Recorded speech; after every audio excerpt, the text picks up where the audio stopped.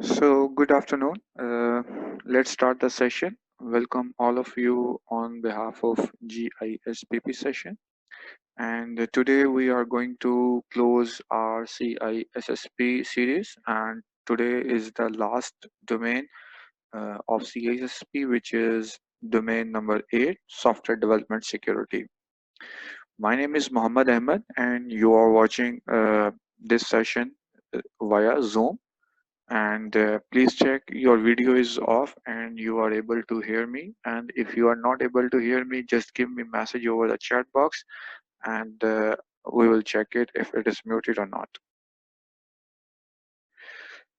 Let me introduce myself. My name is Muhammad Ahmad. I have done my master's in computer sciences. I have done my MBA and BS in computer sciences. I am C professional and having the certification in CISSP, CRISC, CISA, CISM, CGEIT, ISMS LA 27001. I am also senior lead risk manager ISO 27005. I have done ITIL, MCSE, MCSA, CCNA. I have around 14 plus years of experience. I am regular trainer and speaker on multiple topics and trainer for above mentioned courses like CISSP, CRISC, CISA, CISM, CGEIT 27001. So if you want to have a training on this subject, you can contact me, and you have my LinkedIn profile over there, uh, which is at the right bottom of this slide. Or you can message me, you can email me for any help or any topic you want to discuss among these. So let's discuss the last domain, and the last domain is a software development security, and this contributes around 10% of your exam questions. So which means if you are having 100 questions in your exam, then around 10 questions will come from this domain. This is a small domain, and most of the concept are coming from previous 7 domains, but few particular question related with the software development will be in this slides. So domain number 8, software development security, it has 5 subsection. First one is the understand and integrate the security in software development lifecycle. Second is identify, apply security controls in development environment. Then we need to assess the effectiveness of security, software security. Then the next topic is assess security impact of acquired softwares. Then last is the define and apply the secure coding guidelines and standards. So these are the section which ISC Secure talk about, and you should aware of these topics while preparing for CISSP exam. So first one section is understand and integrate the SDLC. So software development, most of the people know about, is a complex and challenging task, and most of the time it has a significant risk to the enterprise. And most of the developers actually working with the software data, with the customer information. So we have to balance the risk between the business requirement and implement appropriate risk mitigation mechanism while developing the softwares. So it's always a complex and challenging task, and it is always have to be balance between the requirement and the security requirements as well. It's a very popular software development lifecycle, and software when you are developing some software, security must be part of this one. So security is most effective when it is planned and managed throughout the life cycle of the system or application. It shouldn't be you you think about the security at the last stages and you want to put the security requirement within your life cycle. So security, cyber security or information security must be planned as soon as you think about you need to have a software within your environment. Uh, Life cycle models. We have multiple life cycle software development life cycles, which CSP talk about, and life cycle management process is a mainstream software engineering mechanism by which you actually develop the software within your company, within your environment. So most of the time we have waterfall model, and it was originally developed by Wilson Royce in 1917, and It is a series of iterative activities. So if you can see in this diagram, let me have my marker over pointer. So for example, it will start from here. You develop, you get the system requirement, you get the software requirement, you analyze those requirements, and if you have some issues or if you want to have some feedback, you just go back to the previous state. Once you have the analysis, you go for the design, you go for the coding, and you go for the testing. And if something goes wrong, you again go back to the coding. Then you do the testing, you put into the operation. So this is just like a waterfall. So water is going from upward to the downward. So this is the basic mechanism in the waterfall model, and it allows the developer to return to the previous phase or previous section so that it can correct the behavior of the software in the which was done in the previous state. So it is also known as a feedback loop characteristics of the waterfall model. So this is the one of the very popular model which software houses actually are using it. Then we have a spiral model, and spiral model is an alternative to the life cycle model, and it allows the multiple iteration of the uh, waterfall model. So in waterfall, you go from top to bottom, but in spiral model you have multiple iteration. So because spiral model encapsulate a number of iteration of another model, the I would say the waterfall model, it is also known as a meta model or model of model, because you have a, like this one, you have one cycle, you have then second cycle, you have a third cycle, and it will go on. Another very popular mechanism of software development is the agile development. And agile development or agile model of the software development has gained very popularity within the software engineering community. And by having the agile development, actually what we are having the value from this methodology. So its main focus on this one, that individual and interaction over the processes and tool. So its main focus on this one. Then it has main focus on working software over a comprehensive documentation.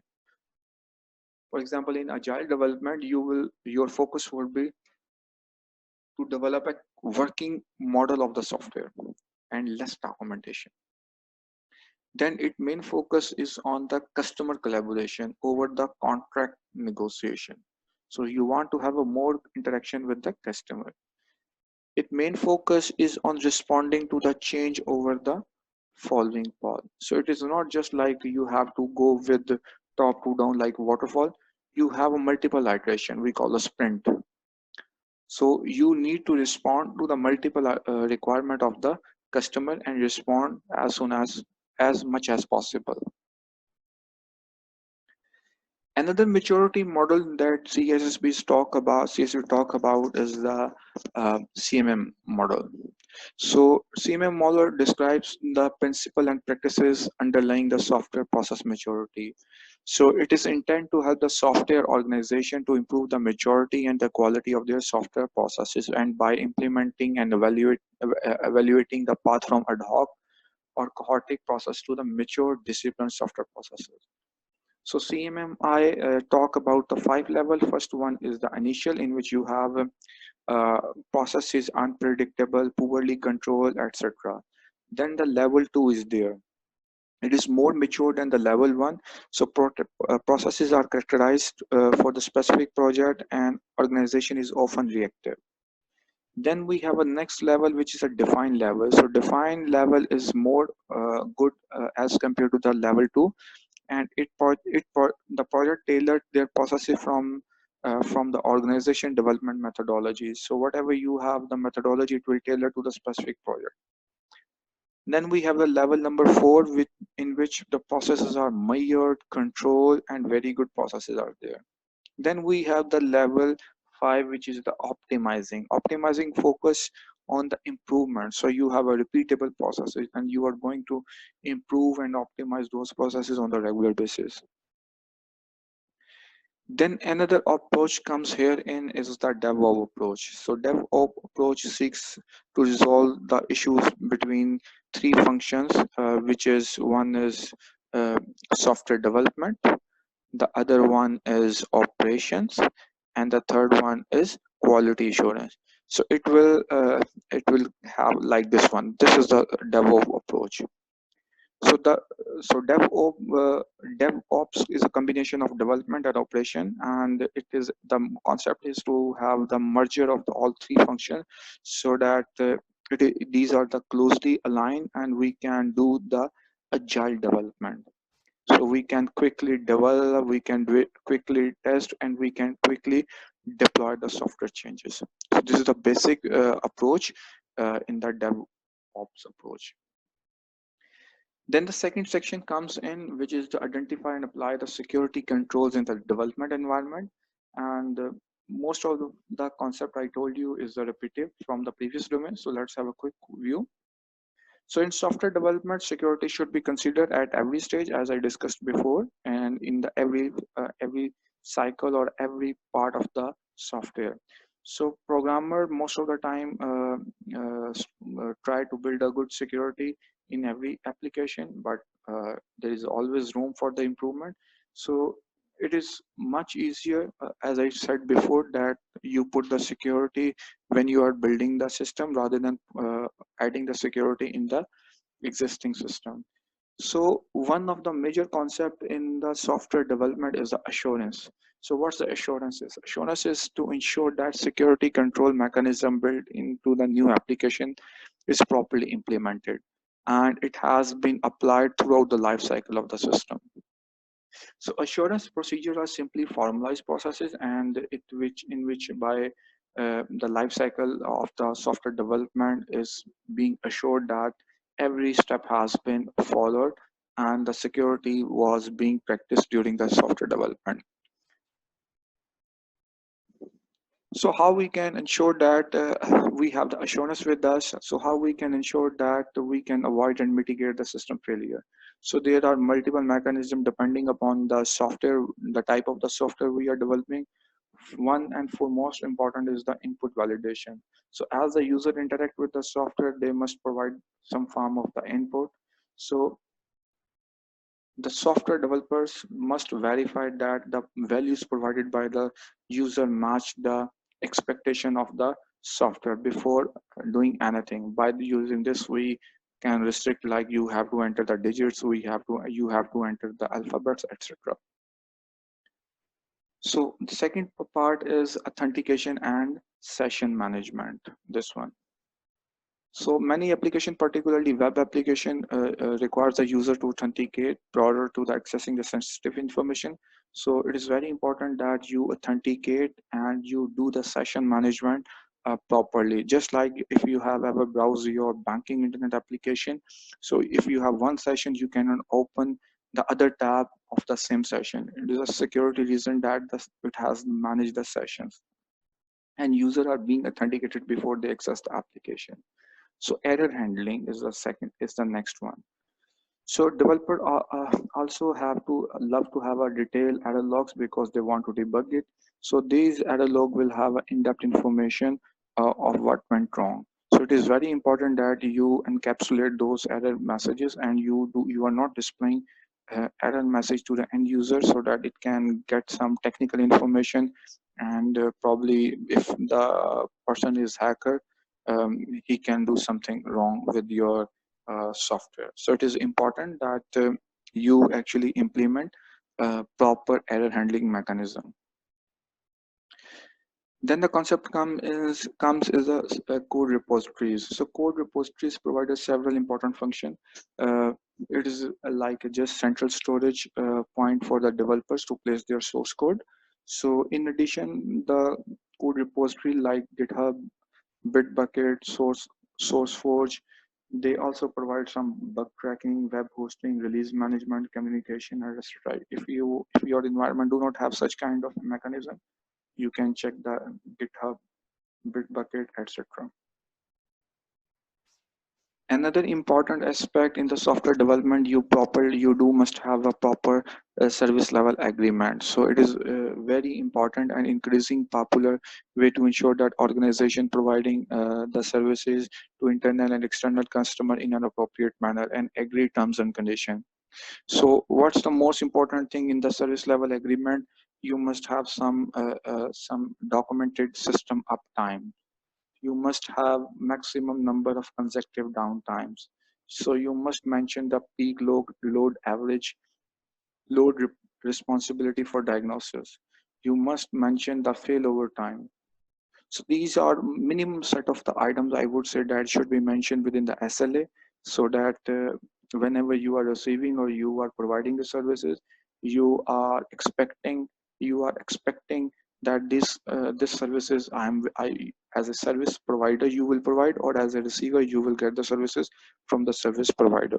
So these are the minimum set of the service level arrangement that you must have within your environment.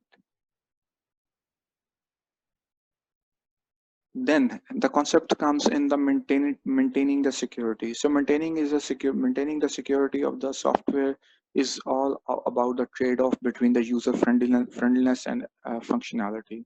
So it is a triangle. You have a security, you have a functionality, you have a user friendliness.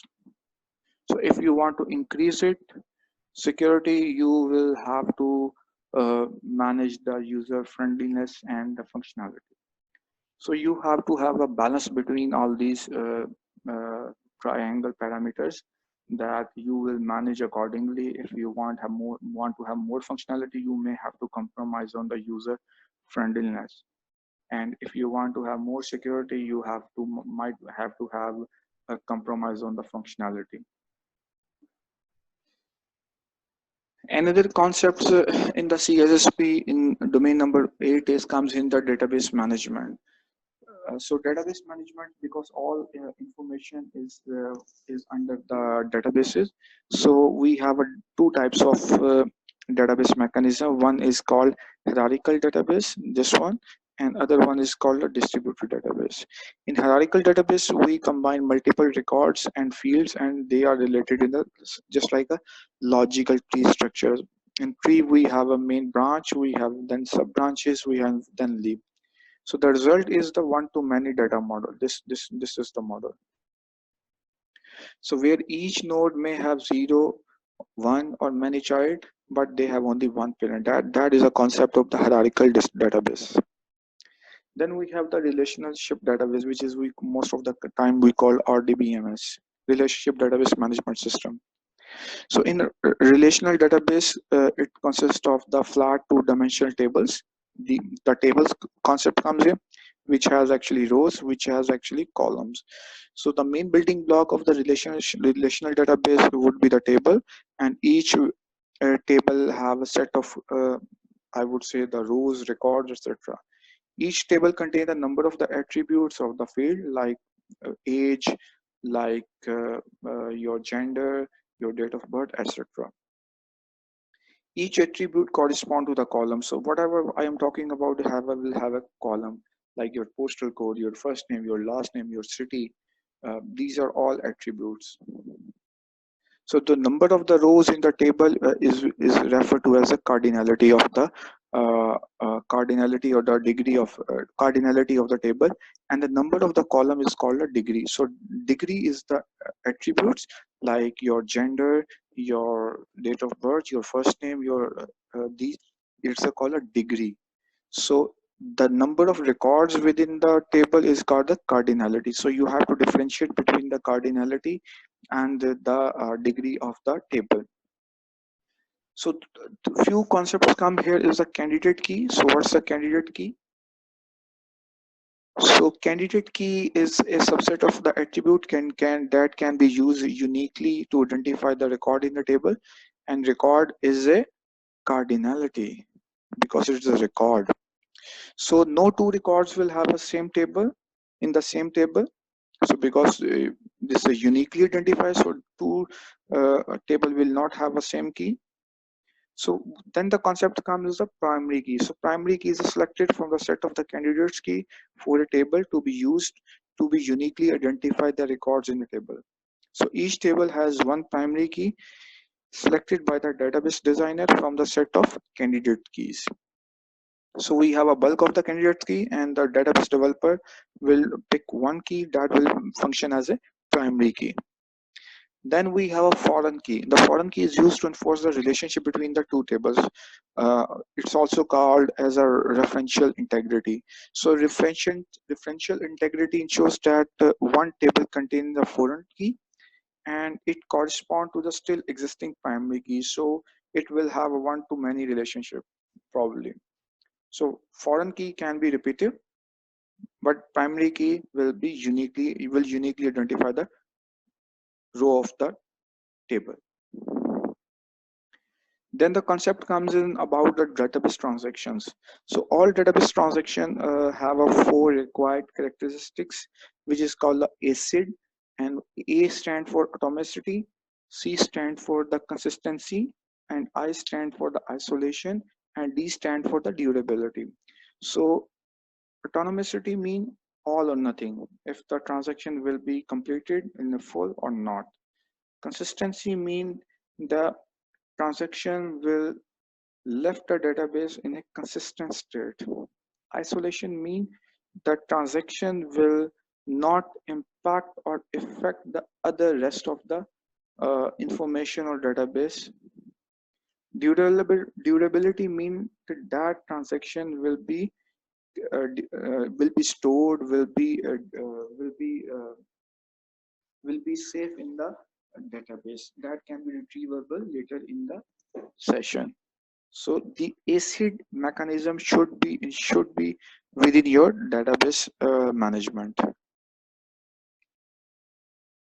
Then we have a section number 3, which is assess the effectiveness of the software security, which is a very small topic. Probably we have to have an overview quickly. So we have some storage threats. So as information security threats, you must be aware of the main 2 threats within your databases. The first threat of illegitimate access to the storage resources, and it is no matter what type of storage is in use. So you have to manage the access which is illegitimate. Further, that system that operate in multi-security environment, it should provide adequate controls to ensure that shared memory or the storage resources are set up with fail-safe controls. And remember, we talk about the fail-safe control and fail secure control in the previous session. So if you want to have the quick view, you have to check those session in which we discuss about these concepts. Then another concept comes here is the covert channels. So covert channel allow the transmission of sensitive data between the classification levels. So you have a critical classification, you have the internal classification. So covert channel will allow your data to transfer from the critical level to the internal level. So it is a loophole. It is actually attack which provide the secondary primary threats to the data stored in the system. So that is why the memory leakage concepts comes in. You have the critical data in the memory, and the other processes is going to access that sensitive data. You also have to manage the malicious code within your software development environment.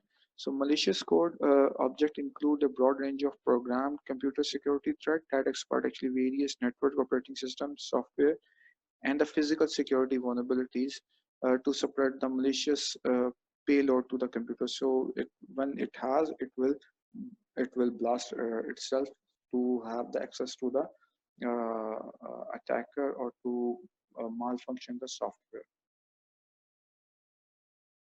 Then the second last section talks about the impact of the acquired software. So because this is a software development, if you are not developing but you are acquiring the software, then what action you need to perform. So most of the software used by the enterprise are not developed internally but purchased from the vendor. So either you are running those purchased software on some cloud environment like infrastructure as a service, or you are doing in-house. So it doesn't matter. So they must retain the vigilant about the security bulletins patches that are shared by the vendor, and it is all due to the vulnerabilities that they have identified within their software. So failure to meet these obligations may result in insecure environment. So even though you have acquired the software, you must have a proper patch management and the vulnerability assessment for your software time to time. Then the last section comes here in the CISSP domain, and CISSP domain last section is define and apply the secure coding guidelines and the standards.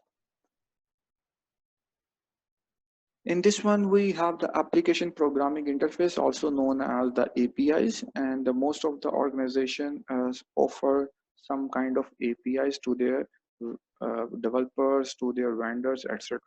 So API may allow some application developer to bypass the traditional web pages and interact directly with the underlying service through the functions call. So API must also be tested according to the security flaws, because the flaw may exist within the API and that should be tested. So if you are talking about the testings, then software testing comes in. So programming team should develop the critical test suites of data that exercise all the part of the software, so that it to the full extent it can check the testing. So one of the tests to perform is the reasonable test, reasonable check, this one. So what the reasonable check will do, the reasonable check will ensure that value returned by the software matches the specified criteria that are within reasonable bound. So it is a reasonable check.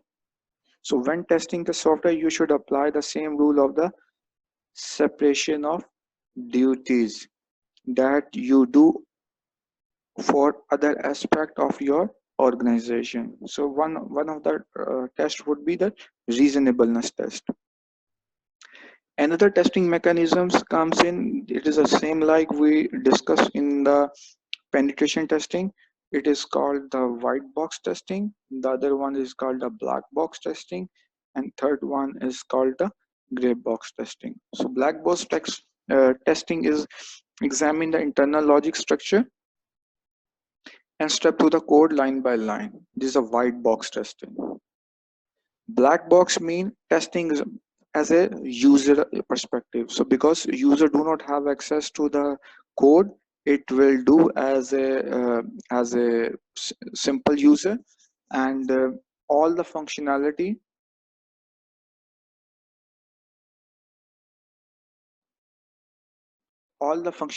as a end user will be tested.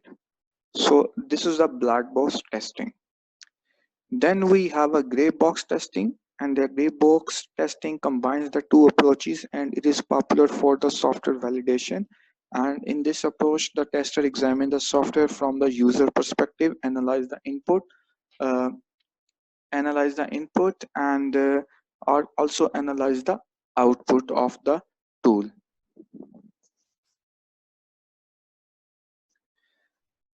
Another concept which is very important to understand is the static testing, which is the first one, and the other one is the dynamic testing.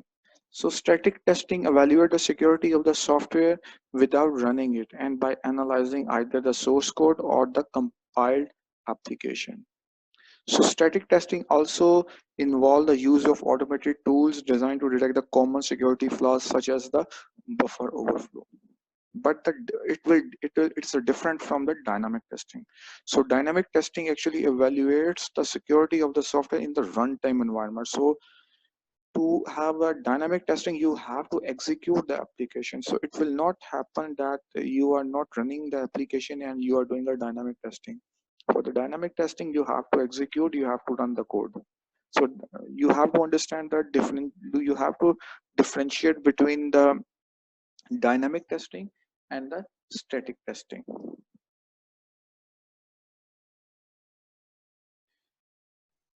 For the software development, you must also need to understand the OWASP top 10 vulnerabilities. And for the latest vulnerabilities, you may check with OWASP site. And these are most of the time input validation, failure authentication, access control, tampering attempts, use of invalid or expired session, operating system issues, administrative privileges, transport level failure, or cryptographic error. So these are the open secure application issues that you have to consider while doing your software development. Another important concept which we talked before is the fail secure and fail open. And in spite of the fact that everyone is doing their best to protect the environment, so it may happen that you have some unexpected things. You have to manage the environment in a better way. So there are two basic mechanism when planning for the system failure. So what will happen if the system fails?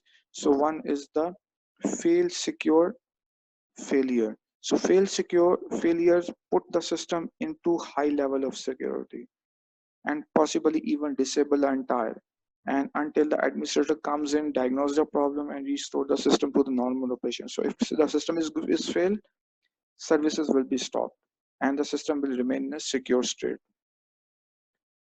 But in the fail open state, which is more vulnerable, I would say, it allows the user to bypass the fail security controls when the system in a failed state.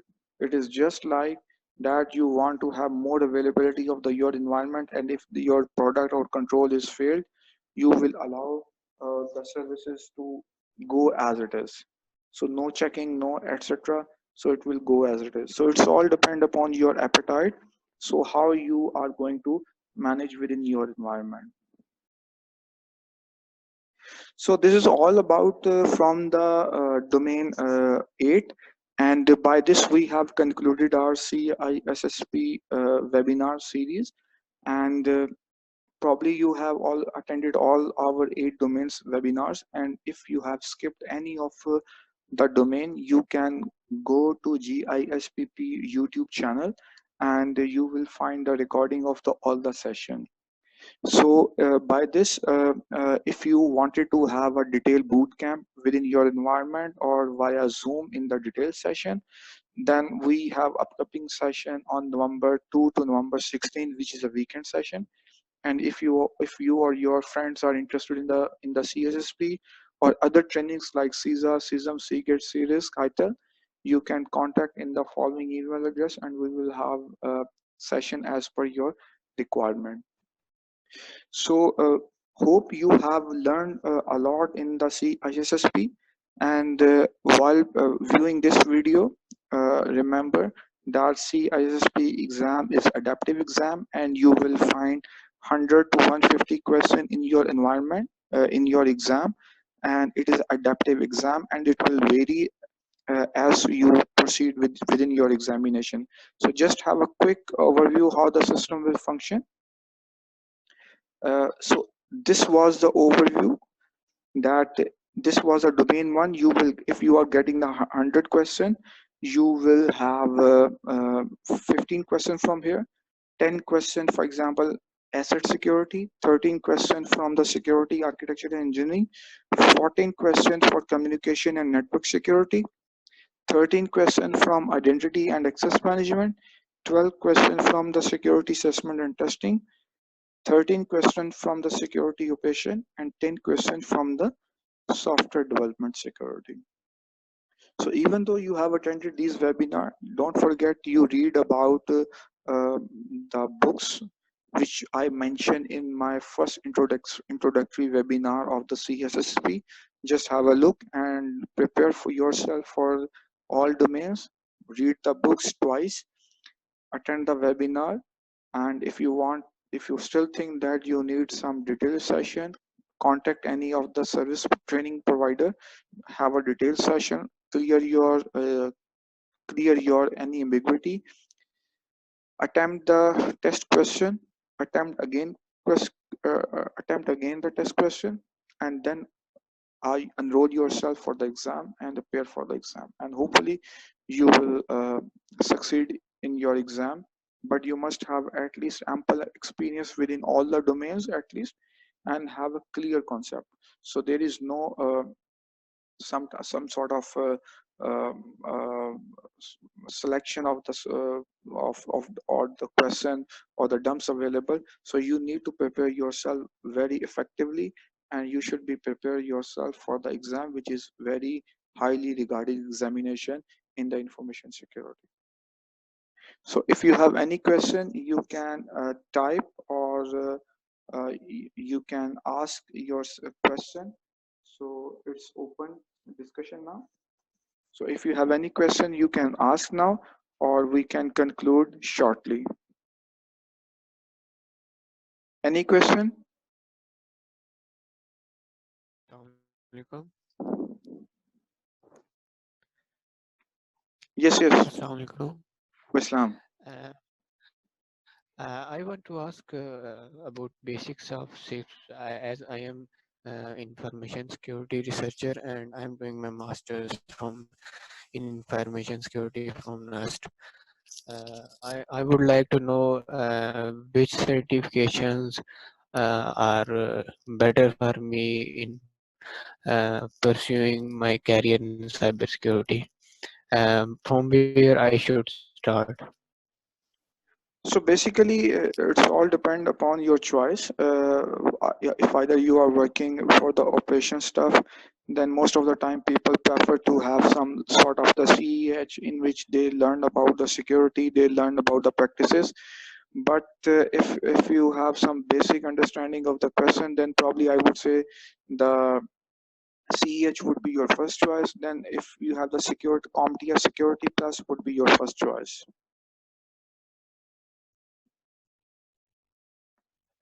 These certifications like CISP, CISA, does these require professional experience, or I can just opt them Nahin, after these preparation of tests?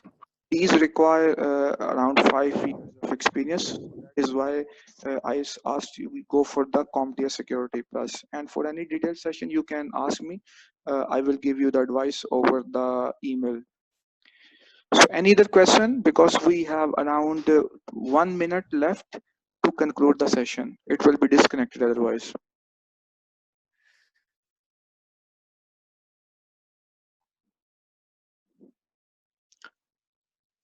Okay, thank you very much all. And the shortly the session will be uploaded to the YouTube and you can watch it. And if you have any query,